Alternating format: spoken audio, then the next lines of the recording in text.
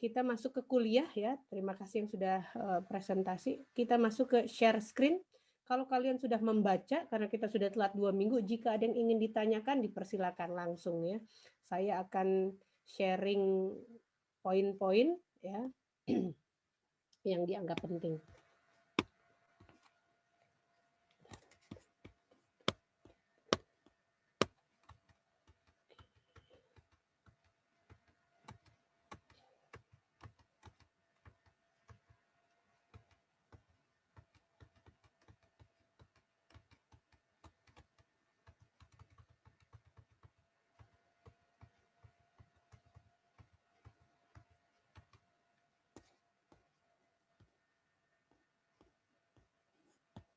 Oke, sudah ya Mas Fendi. Oke, thank you.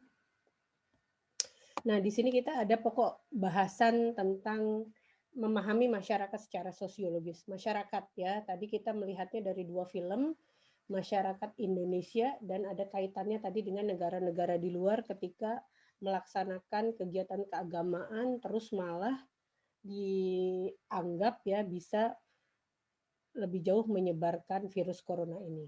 Nah, kita akan melihat sebetulnya masyarakat itu dari perspektif sosiologi seperti apa cara memahaminya ya gitu.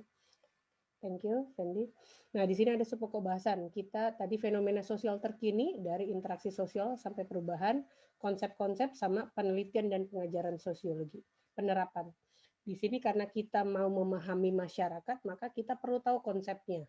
Ya, pengen tahu tentang tadi pangan ya, impor ekspornya berapa. Nah, kalau kita ingin tahu masyarakat, maka kita perlu tahu konsep-konsep dalam sosiologi. Itu. Nah, terus setelah tahu konsepnya bagaimana gitu ya ketika kita ingin menggunakan konsep-konsep tersebut dalam penelitian, dalam mengkaji masyarakat gitu. Kan objek kajian sosiologi adalah masyarakat. Nanti di dalamnya ada metode, 2 metode yang diajarkan dan bisa dipilih ya sesuai dengan tujuan maupun kapasitas peneliti. Boleh lanjut Mas Fendi? Kita masuk ke fenomena sosial terkini dari interaksi sosial sampai dengan perubahan. Di sini lanjut dulu. Sharon, sosiologi berupaya memahami keadaan sosial manusia dengan memusatkan perhatian pada masyarakat, organisasi sosial, kelembagaan, interaksi, dan masalah-masalah sosial. Yang ada kata sosial atau masyarakat berarti dipelajari sosiologi. Nah, tapi apanya gitu ya? Masyarakatnya lihat organisasinya, lihat kelembagaannya, lihat interaksinya. Itu ya keyword dari Sharon. Nah, di luar sana, di Indonesia, di luar banyak ahli sosiologi gitu ya yang sudah melakukan penelitian tentang sosiologi ini. Nah, ini ada beberapa yang dianggap penting bisa menjadi modal kalian memahami masyarakat dengan konsep sosiologi yang diajarkan di IPB. Nah, di sini kita lanjut, gagasan utama adalah bahwa umat manusia itu sosial, ya. Menjadi sosial dalam hal ini proses perkembangan manusia tergantung pada sesamanya. Saya jadi dosen karena ada mahasiswa. Ada mahasiswa jadi mahasiswa, kelas jalan karena ada dosennya. Itu contoh terkecil ya. Karena kita tergantung pada manusia lainnya. Lewat apa? Lewat ada namanya organisasi, lembaga pendidikan, apa IPB. Makanya kita status yang kita perankan adalah mahasiswa dan dosen, misalnya itu ya. Nah, itu yang kita tergantung dan itu bisa menjadi objek kajian sosiologi. Sehingga dapat dirumuskan sosiologi adalah ilmu yang mempelajari struktur sosial dan proses-proses sosial termasuk perubahan sosial. Nah, di sini ada kata struktur sosial dan proses sosial. Struktur proses itu nanti akan dijelaskan di pokok bahasan berikutnya gitu ya, bahwa yang namanya masyarakat nggak semuanya sama gitu ya, ada status, ada peranan yang membentuk gitu masyarakat itu jadi tetap utuh, bisa tetap berjalan, orangnya enggak galau semua gitu ya, meskipun COVID ini kan harus banyak yang pakai pendekatan budaya, ada yang pakai pendekatan medis agar orang-orang ini tidak secara sporadis gitu ya, nggak peduli sama COVID gitu ya, melihat masyarakat. Termasuk perubahan sosial yang kita alami ini bisa contoh dari masyarakat di tengah perubahan sosial akibat COVID. Berikutnya, Mas Fendi. Sorry, kalau ada pertanyaan boleh langsung ya, Bu, langsung slide 12 aja boleh loh. Saya akan ini cepat ya, karena yang beberapa teori diajarkan di slide berikutnya. Ini perkembangan teknologi. Kita hidup di masyarakat yang dulu 10, 20, 30, saya belajar tentang email ya, dulu masih internet masih sulit ya. Senang sekali kalau internetnya jalan, titut, pakai apa ya itu tuh, yang untuk nguatin sinyal. Saya lupa, udah senang sekali. Sekarang semuanya base internet ya gitu ya. Nah, tapi ada dampak positif sama dampak negatif. Dalam masyarakat, teknologi ini bisa berdampak positif, mudah komunikasi, pertukaran informasi, kelas jadi jalan ya, meskipun kita tadi aktif dari jam 12-an, tapi alhamdulillah lancar, semuanya responsif, jadinya jalan. Karena apa? Dengan komunikasi, pertukaran informasi, maka jadi ada bisa transaksi. Itu dampak positif. Dampak negatif, bisa jadi tidak semua lapisan masyarakat atau masyarakat di wilayah geografis mana gitu ya yang memperoleh manfaat dari teknologi ini sehingga gampang dimanipulasi misalnya. Ada konsep digital divide, inequality, kecanduan, perubahan menjadi perilaku buruk ya, banyak contoh yang apa tuh tidak apa kecanduan TikTok misalnya tangannya gitu digambarkan seperti itu ya karena bisa jadi ini tindakan seseorang menjadi berubah ya tahun 80 tahun 90 sama 2000 sekian karena teknologi karena banyak yang apa namanya kecanduan ya. Nah, terus ada perubahan perilaku terinspirasi dari konten internet ya. Kita hidup di tengah itu gitu ya, masyarakat yang imitasinya begitu cepat gitu ya, gaya TikTok apa anak-anak sekarang udah tahu ya, yang padahal itu orang dewasa ya, yang punya TikTok kan biasanya orang dewasa. Sekarang anak-anak sudah akses, nah perubahan itu akibat konten-konten internet. Kalau yang baik ya TikTok, kalau yang buruk misalnya bagaimana tuh ya, yang imitasi tentang kejahatan atau apa. Bayangkan masyarakat kita hidup di tengah serbuan ya kemajuan teknologi. Ada positifnya, nah kita lagi berbicara yang negatif. Ada kejahatan cyber ya, apa koin-koin kripto itu apa ada yang rugi, ada yang menang besar, kejahatan cyber atas nama otentifikasi, tralalala ya. Teman-teman mungkin ada yang pernah menjadi korbannya, kejahatan cyber. Sistem kerja digantikan oleh teknologi, kebutuhan tenaga kerja berkurang. Ini yang perlu diwaspadai ya, ekonomi kreatif seperti apa ya, yang masyarakat yang tadinya mengandalkan tenaga kerja manusia sekarang sudah oleh sistem. Nah, terus kualitas sumber daya menurun. Banyak perspektif untuk ini ya, melihat sumber daya menurun. Nah, ini dampak positif negatif. Boleh lanjut, Mas Fendi? Kita masuk ke dampak pandemi COVID. Ini teh bercerita apa ya? Bercerita lumpuhnya dampak COVID, oke ya, lumpuhnya perekonomian. Tadi dijelaskan di video 1 dan 2 juga ya, lumpuhnya perekonomian, pengangguran, penurunan.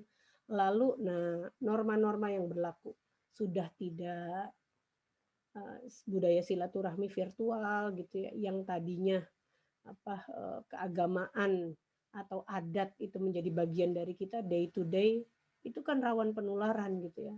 Dilabeli itu maka luar biasa dampak dari COVID ini ya ke sendi-sendi kehidupan kita. Juga sampai ke rasa curiga ya.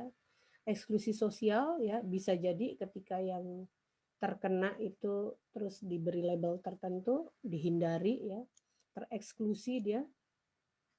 Masyarakat dari kelompok lapisan bawah ini yang terdampak, bagaimana peran tokoh. Nah, ini yang masyarakat terkena pandemi, maka kita bisa melihat apakah mengalah, apakah ya sudahlah, apa kata pemerintah saja atau ada pemimpin-pemimpin lokal yang membantu pemerintah agar untuk memutus rantai. Belum lagi di sini ada dampak banjir ya, luar biasa ya sekarang bencana ya gitu ya. Jadi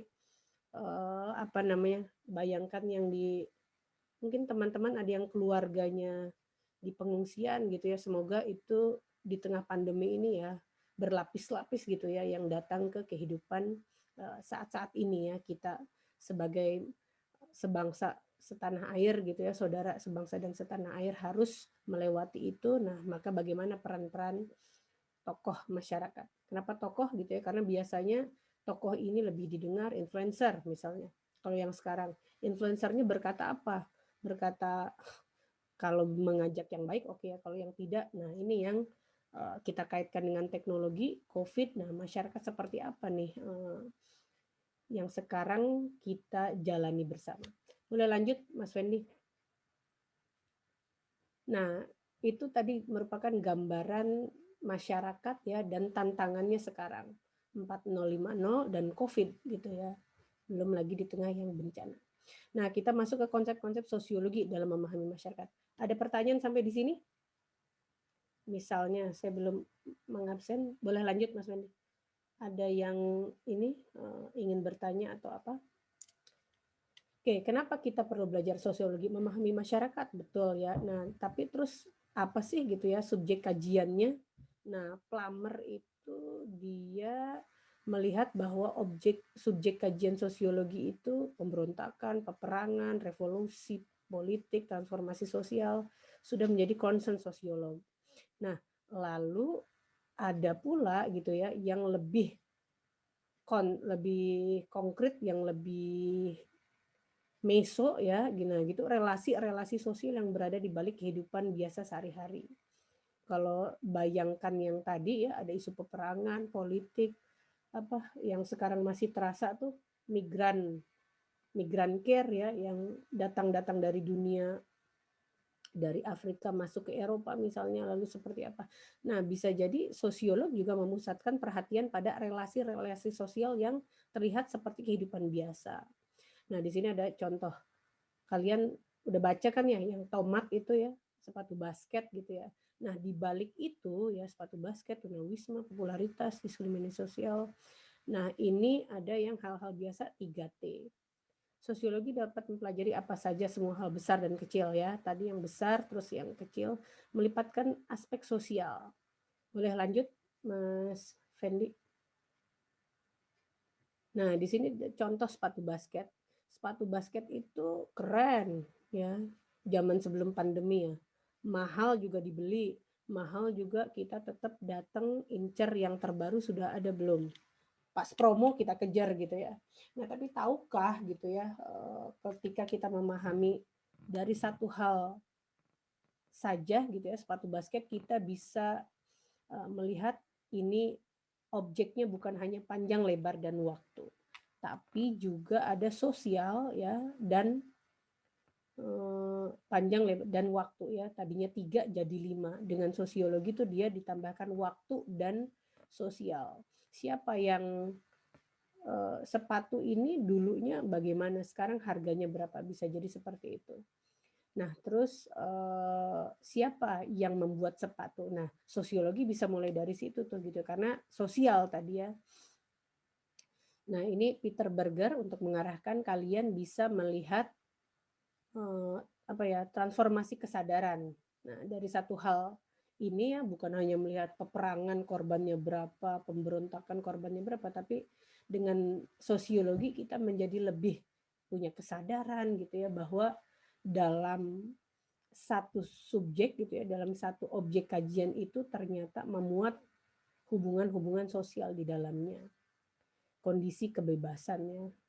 Di sini benar, suka atau tidak Anda adalah bagian dari masyarakat, tindakan seprivat apapun. Oke.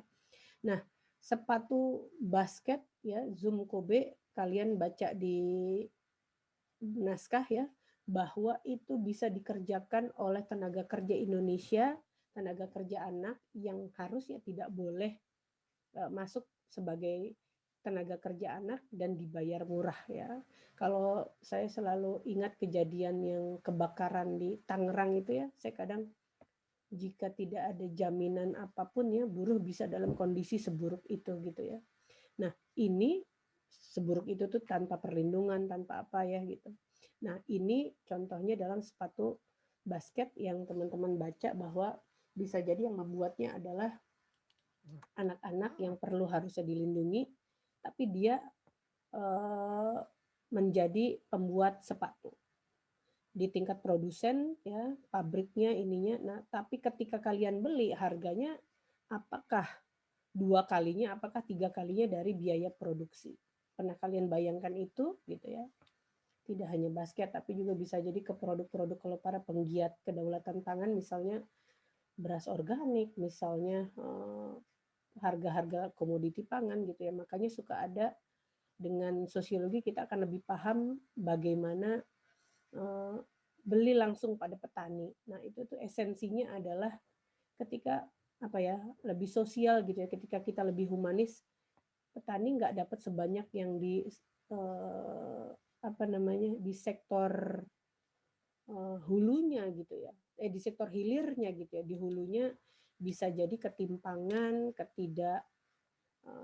ketidaklayakan itu banyak di sisi yang produsen tadi.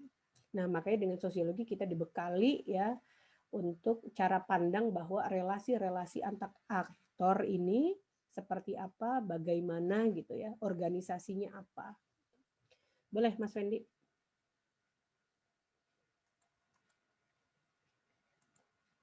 Lalu ide kolektifnya. Lalu oke. Nah, sorry.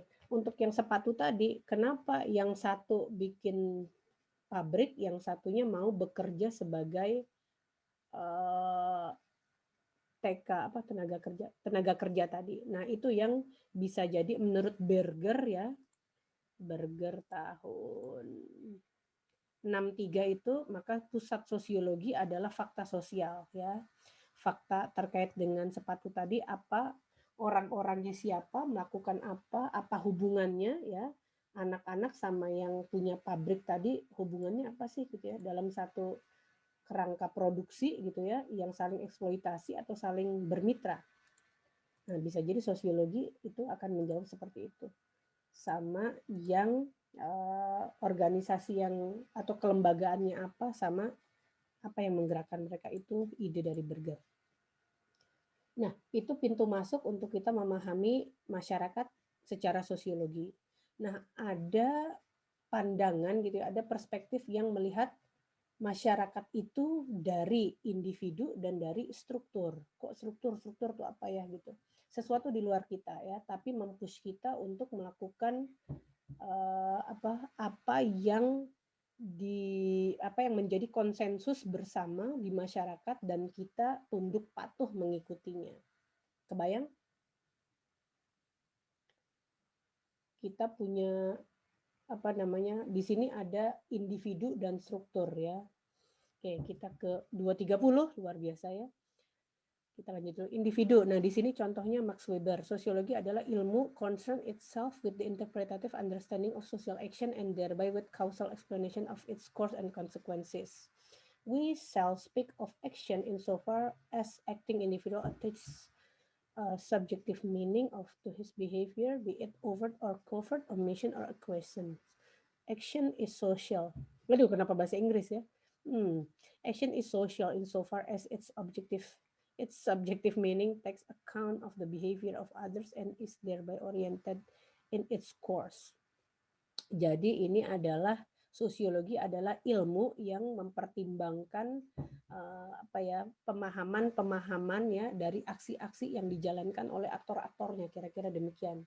Ketika melakukan tindakan sosial itu, sosiologi adalah ilmu yang mencoba melihat sudut pandang pelakunya gitu ya. Kok anak tadi mau sih, orang tuanya kok mau sih nyekolah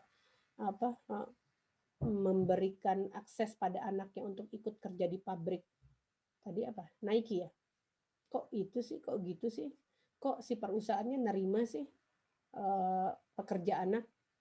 Nah itu adalah jika kita menggunakannya kacamata entahlah ya, ilmu tuh ya kan macam-macam ya, ekonomi, terus apa lagi, hukum gitu. Ini salah, ini nilainya lebih untung memang jika mengerjakan pakai tenaga kerja anak misalnya.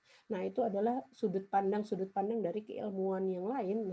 Nah sosiologi bisa menambahkan bahwa di sana gitu ya, ketika individu ikut terlibat dalam suatu relasi dengan yang lainnya, itu ada nilai yang menggerakkannya. Nah, dengan sosiologi kita bisa membahas itu gitu ya. Nah, kita bisa melihat bahwa individu itu yang kita jadikan sebagai subjek kajian gitu. Nanti kalian ada yang namanya kualitatif gitu ya, kita melihat bahwa individu itu yang punya kekuatan untuk menggerakkan tindakan-tindakan sosialnya. Ini berbeda dengan yang nanti kita sebut perspektif struktur gitu ya, yang di luar individu, tapi dia punya kekuatan untuk mempush individu untuk tunduk pada struktur tersebut, untuk ikut, untuk patuh, untuk apa ya, mengikuti aturan-aturan yang ada dalam struktur. Nah, ingat kalau individu maka kita Max Weber ya. Oke, lanjut Mas Fendi. Max Weber itu menyatakan bahwa tadi ya perilaku individu itu ada 4 ya, kategori murni, namun bisa menjadi campuran ya. Itu adalah orang yang karena dia terbiasa, tradisi, saya melakukan ini karena biasa, saya makan pakai tangan kanan gitu ya, saya biasa apa namanya mencium tangan orang tua gitu ya.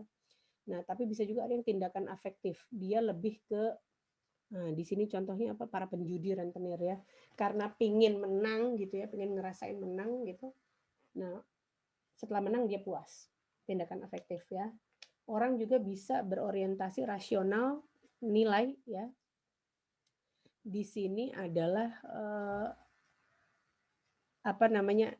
Eh, dia rasional ada 2 ya, berorientasi nilai sama instrumental. Instrumental untuk mencapai sesuatu, tapi kalau rasional berorientasi nilai itu adalah ada nilai yang diharapkan gitu ya, dipenuhi dengan dia melakukan sesuatu. Di sini contohnya kalau tadi rentenir itu puas saja ya, tapi di sini adalah victorinya itu dia masuk ke nilai. Nilai keuntungan, kemenangan gitu ya. Nah, tapi kalau rasional instrumental ini apa ya, dari ininya judulnya bahwa dia melakukan tindakan tertentu penuh perhitungan cermat ini untuk mencapai tujuan sesuatu. Tenaga kerja misalnya kayak kalau pabriknya dulu Nike ini multinasional, maka dia akan punya pabrik di India, di Indonesia untuk sub dari pekerjaannya karena itu dianggap rasional gitu ya untuk mencapai profit lebih banyak karena biayanya lebih murah kalau di luar. Itu tindakan sosial yang masing-masing itu ya, tapi bisa menjadi kombinasi ya. Fendi berikutnya bisa melakukannya kalau sekarang sudah terbiasa untuk instrumental dan dia juga berorientasi nilai misalnya. Nah, di sini ada perspektif struktur ya. Tadi individu Max Weber, kalau struktur ini Emil Durkheim dan Karl Marx. Di sini disebutkan 2, Emil menyebutkan bahwa Durkheim ya, sebuah fakta sosial adalah setiap cara ajak ini yang mampu melakukan hambatan eksternal, setiap cara bertindak ajak atau tidak yang mampu melakukan hambatan. Nah, fakta sosial yang dapat menghambat perilaku individu itu namanya struktur gitu ya. Kalian kuliah jam 1 maka kalian tidak akan tertidur jam 1. Itu struktur tuh. Nah, Durkheim menekankan kekuatan memaksa dari fakta sosial itu terhadap individu-individu. Sayang sekali ya tulisannya ya. Tapi kalian bisa naikin ya. Salah satu contoh klasik adalah fakta sosial pada bunuh diri. Ini ketika anomi ya, orang-orang tidak dapat relasi yang hangat antar ininya 24 maka dia akan menjadi disorientasi dan dia merasakan bunuh diri aja gitu ya karena nggak tekanan-tekanan dalam kelompoknya begitu besar. Nah, kalau Karl Marx dia melihat posisi orang itu karena bukan keadaan mereka, bukan individunya, tapi adalah struktur. Misalnya dia terkait dengan seberapa jauh dia punya alat produksi, gitu ya. Pola pikir ini, gitu ya. Kalau di Indonesia masih ini ya Hari Buruh Nasional gitu. Itu adalah contoh ketika beribuan masyarakat yang menjadi blue collar terus menuntut UMK. Nah, itu kan ada moda produksi yang tidak dimiliki sebagian masyarakat tapi dimiliki oleh masyarakat yang lain, beda posisi. Nah, itu yang dilihat sebagai struktur ya, dan itu kerap kali ya menentukan tindakan manusia, tindakan individu gitu. Ya, yang mana yang pekerja harus tunduk, masuk jam kerja harus tepat, pakaian yang sesuai dengan pekerjaannya gitu ya. Jadi ada struktur yang karena perbedaan kelas, yang satunya karena memang memaksa gitu ya, menurut Emil Durkheim. Itu adalah struktur. Boleh berikutnya? Itu 2 ya. Berikutnya Mas Fendi.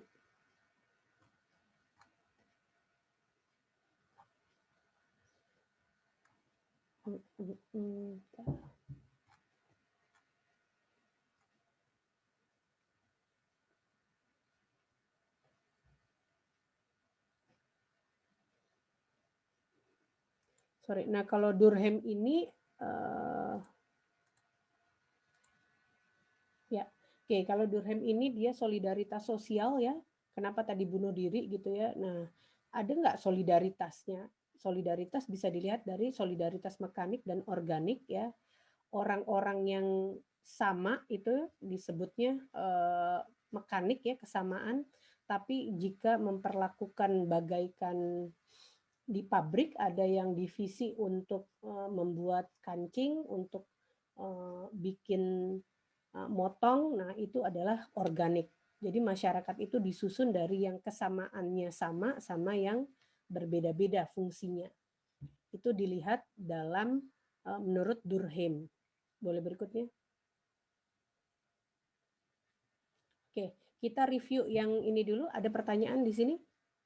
Karena nanti kuis ataupun ini yang disebut teori, nah kalian bisa dibekali oleh perspektif. Ada pertanyaan? William, Muhammad, Raudah, Farahdina, POE B2. Jika tidak ada, bisa lanjut minggu depan ya. Oke, di situ perspektif yang melihat individu atau struktur yang memaksa untuk memaksa tindakan individu. Relasi-relasi yang dimainkan individu. Kalau individu tadi tadi ya individunya pengen karena afeksinya dia, pengen karena orientasi nilainya, pengen karena tujuan sesuatu. Tapi kalau struktur dia ya karena dia beda kelas ya, atau karena dia beda fungsi, atau karena yang tadi ya solidaritasnya tadi ya mekanik atau organis kalau menurut Durkheim. Nah, kita masuk ke penelitian dan penerapan sosiologi. Berikutnya Mas Fendi. Di sini ada, bisa kalian baca pendekatan kuantitatif dan pendekatan kualitatif. Dari namanya kuanti, biasanya dia jumlah ya, data gitu. Tapi kalau kuali itu lebih ke narasi-narasi, kuali ya, kualitas. Bisa dijelaskan dengan konten-konten yang bersifat deskriptif gitu ya. Nah, itulah kuali. Boleh berikutnya Mas Fendi? Oh, nggak ada ya. Oke, sorry, satu slide sedikit. Saya ingin menjelaskan. Sebelumnya, Mas Fendi.